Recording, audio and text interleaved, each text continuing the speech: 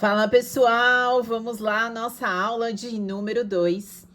Retomando aqui os estudos sobre evolução histórica do direito penal.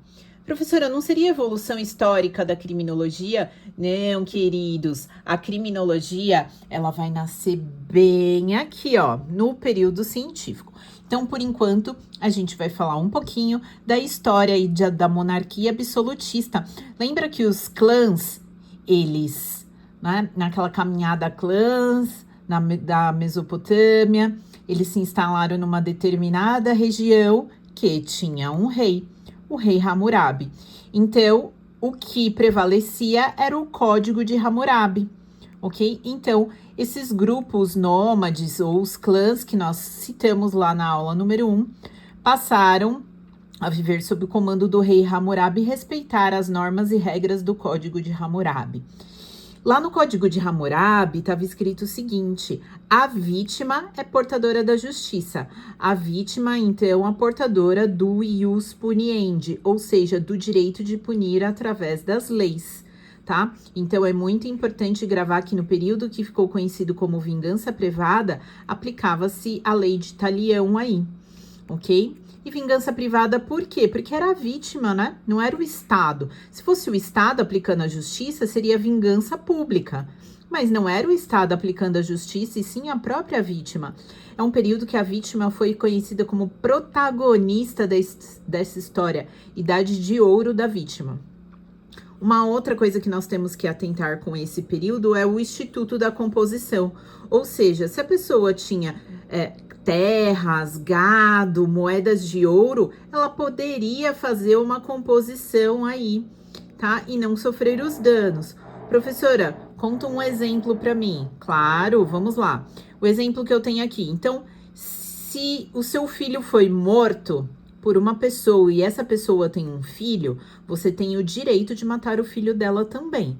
Isso é a lei de talião, olho por olho, dente por dente.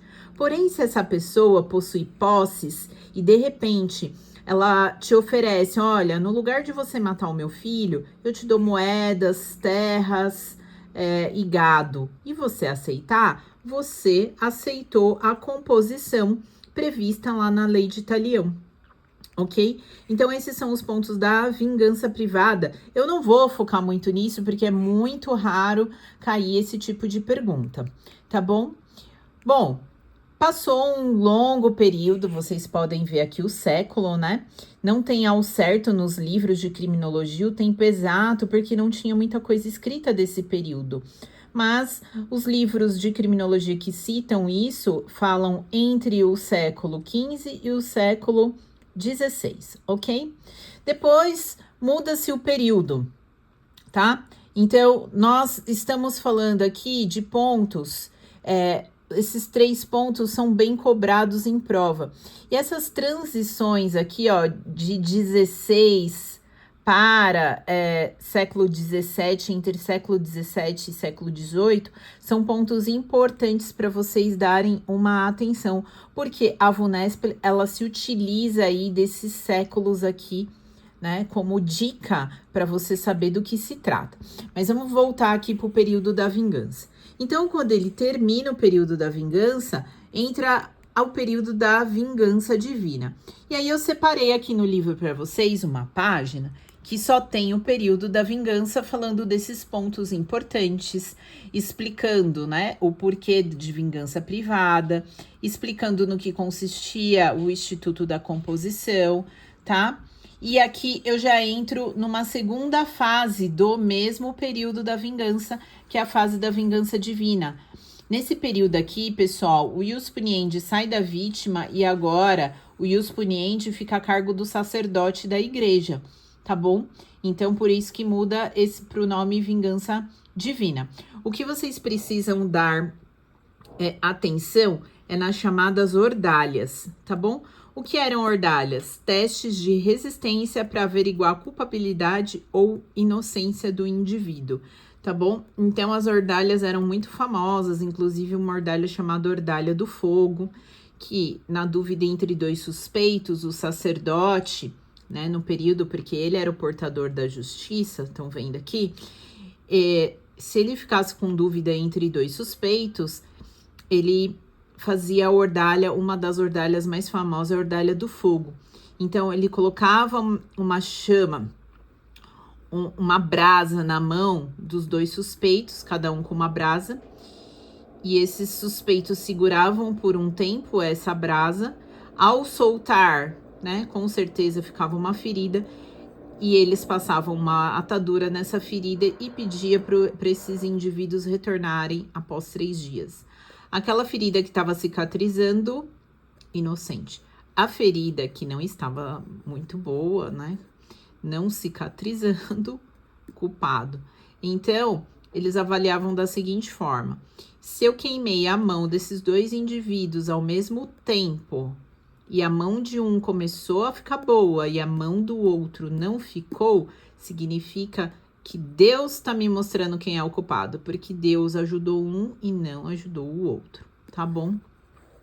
Então, esse período aqui ainda é da fase do período da vingança, é que ele é dividido em 3 grandes fases: vingança privada, vingança divina, e a terceira e última fase é a vingança pública.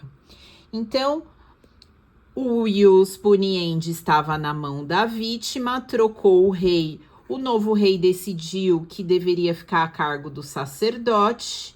O sacerdote aplicava a pena diretamente e, na dúvida, aplicava ordalha. Lembra que ordalha não é pena, ordalha é teste. Tudo bem? E aí, trocou-se o rei, e esse rei que assume agora, os relatos que ele se chamava Stuart, o rei Stuart fala: não, quem é o portador da justiça sou eu. Quem vai aplicar as sanções é o Estado. Então, logo, o período fica conhecido como vingança pública. Mas, olha só, quando o Estado fica com o encargo de aplicar a punição, também começa automaticamente o que ficou conhecido como o ciclo do terror. Por quê?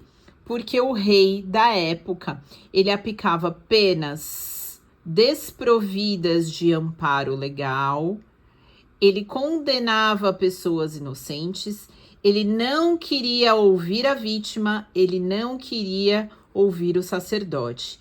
Ele aplicava da cabeça dele, do jeito dele, da forma dele. E esse monarca absolutista, ele também tomava conta do comércio das pessoas, definia taxas, definia a religião que elas deveriam seguir e tudo isso. Ou seja, ele estava cometendo vários abusos por ser possuidor aí dessa coroa. Foi quando... Olha, já vou começar um ponto legal. Foi nesse momento que a burguesia desse reinado falou: ó, o rei, ele tá aplicando pena sem critério, desprovido de amparo legal. Ele, inclusive, passa a pena para os familiares, ou seja, se tem alguém condenado à pena de morte e essa pessoa não é encontrada, ele estende a pena às outras pessoas da família. Esse período, além de ciclo do terror, ele ficou conhecido como período de trevas, um período de escuridão. Bom, professora, deu certo, pelo que eu tô vendo aqui, ó, na próxima página nós não vamos ter mais algo se reportando a esses períodos. O que aconteceu? Aconteceu, pessoal, que a burguesia desse reinado começou a se unir às escondidas do rei, ou seja, os comerciantes, né, as pessoas ricas aqui desse reinado, elas se reuniram e falaram: ó, essa situação não dá mais. Temos uma ideia, nós precisamos derrubar a monarquia absolutista. Temos uma ideia que será luz em meio a trevas. Não foi isso que eu falei? Período de trevas? Será luz para o ciclo do terror. E aí que nasce a chamada filosofia das luzes ou iluminismo. Foi a burguesia daquele reinado reunida que derrubou a monarquia absolutista. E nós temos nomes importantes, como esse carinha aqui, que eu vou falar para vocês na próxima aula. Até mais, queridos!